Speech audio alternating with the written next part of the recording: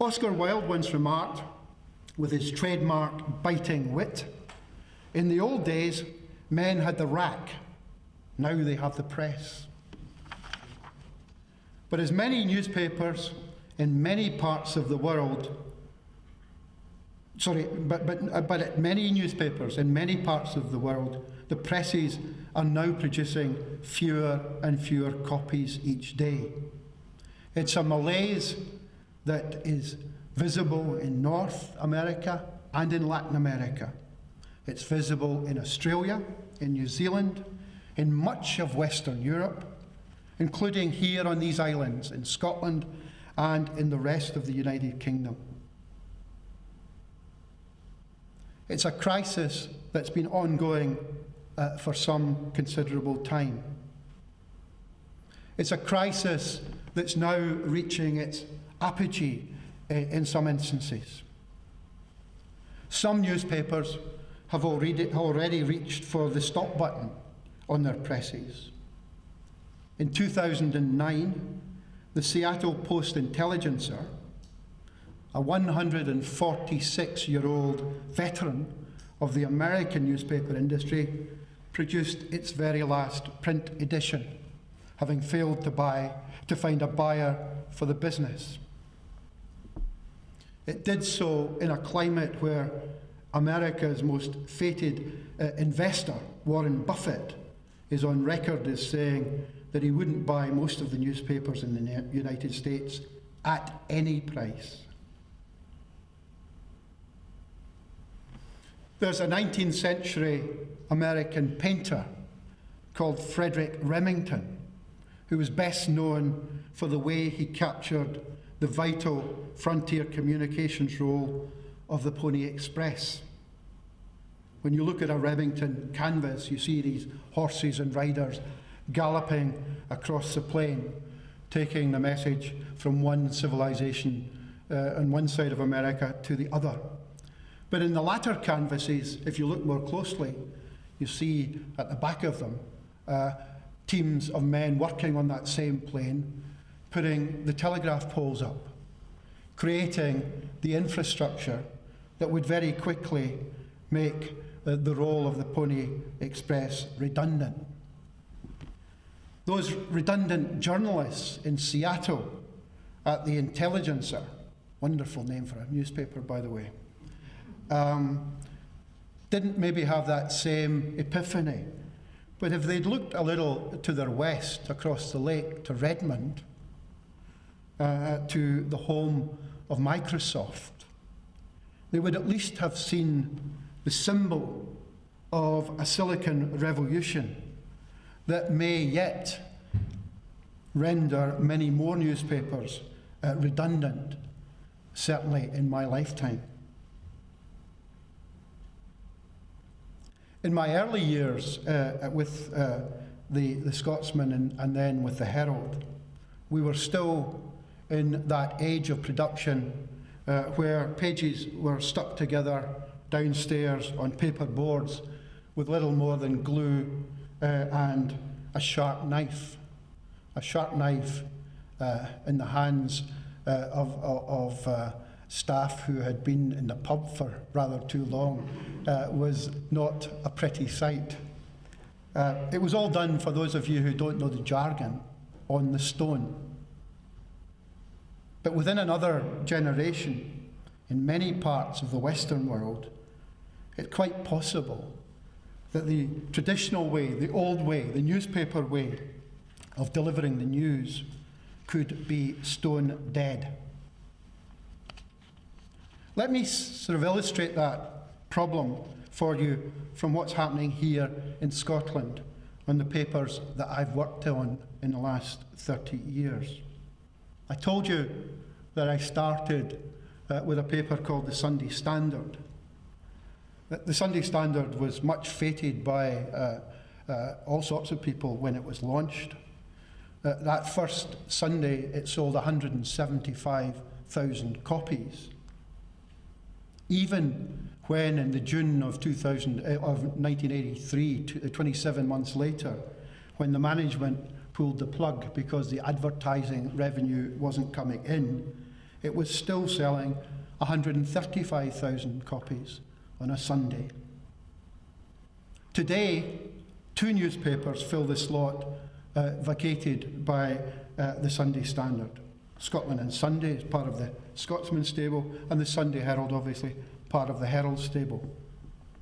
This March, Scotland and Sunday sold just over 56,000 copies, a fall of just over 3.5% on the previous March. The Sunday Herald, which had recently relaunched itself in a magazine format, saw its year-on-year sales fall by a staggering 27.5% to just 31,000. Notice, between them, they sell nearly 40,000 copies less than the Sunday Standard did when it closed down in 1983. And against their own sales peaks, both are down by around half. I worked briefly on the Scotsman in the mid-80s. I spent most of the time when I was there doing what you cannot do in journalism anymore because of the constraints imposed by cost-cutting and everything else. I spent virtually 18 months on one story. I spent almost the whole time following the attempts by the Guinness Company to take over the Scotch whisky industry, first with Bell's, later with distillers. And the company was confident enough to give me the opportunity to do the story in depth, at length. It was fascinating. I even, at one stage, got threatened with a writ for $10 million. But that was a Scotsman that was knocking on the door of 100,000 copies a day. 97, 98, we used to have a kind of anticipation each week when the latest figures were announced as to whether we had finally got into 6 figures. I hesitate to say this because John McClellan is here this evening, but the Scotsman today is not in that territory. Last month, its circulation fell another 8% to just under 42,000. At the Herald, which I joined in late '86, the then editor, Arnold Kemp, took us to a peak circulation in the late 80s of 128,000. This March, its sales were down another 9% almost, to just over 50,000. From 128,000 to 50,000, and apparently still falling. I could go on, but you would get very depressed.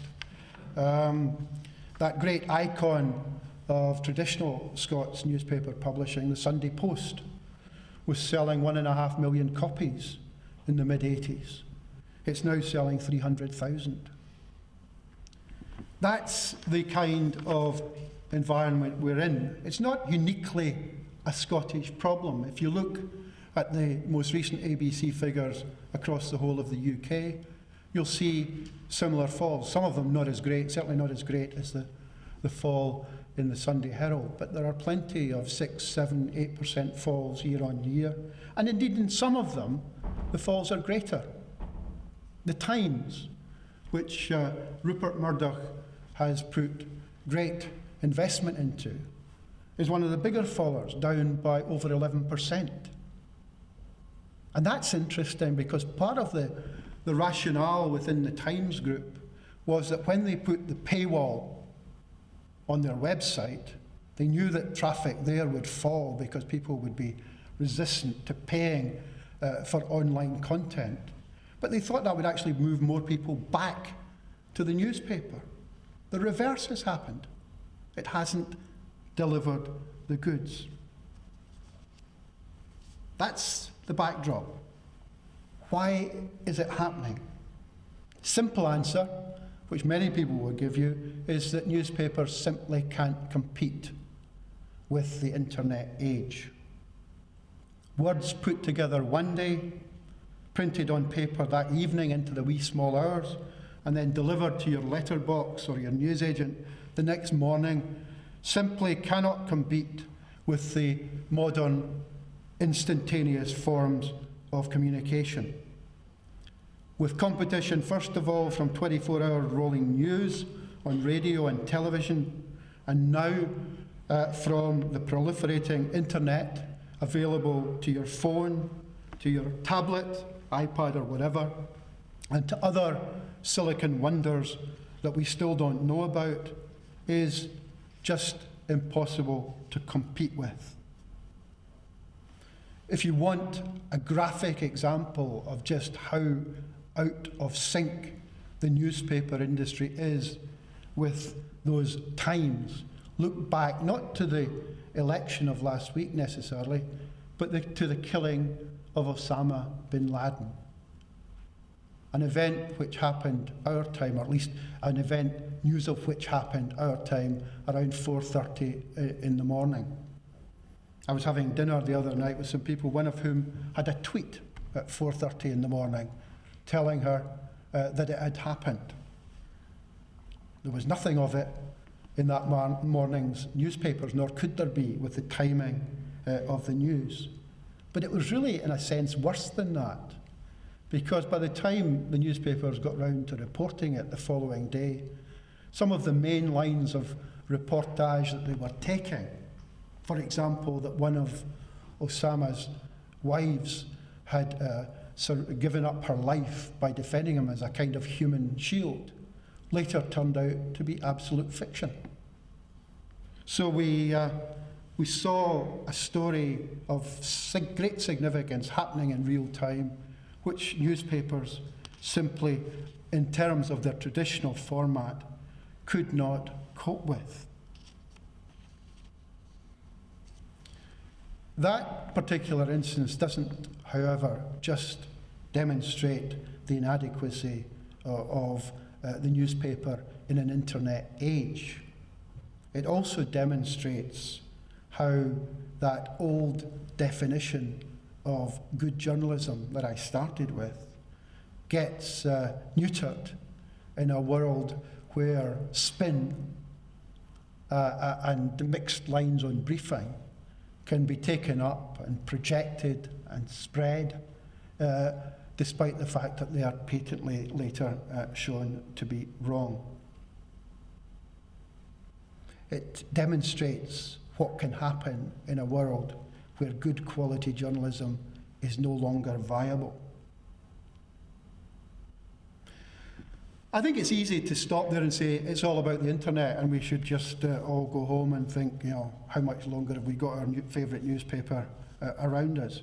But I don't think the story is really as simple as that. I think there have been all sorts of other reasons why the people who have owned newspapers in recent decades have in part brought the problems of the printed press upon themselves. Let me just give you my sense of some of them. I think there has been in the last 20, 30 years, the time I've been in newspapers, among the managements and the ownership of those newspapers, a culture of complacency, born of very fat margins and supposedly secure advertising streams. At some points in my career, if I think back to when the Herald was acquired by its current owners, an American group called Gannett, through their UK subsidiary NewsQuest, they were looking in the early months and first year of their acquisition at a return on capital in the high 30%. Lots of the advertising streams that newspapers had for public adverts and for some classified adverts were ridiculously inflated. Rupert Murdoch called them rivers of gold, not without reason.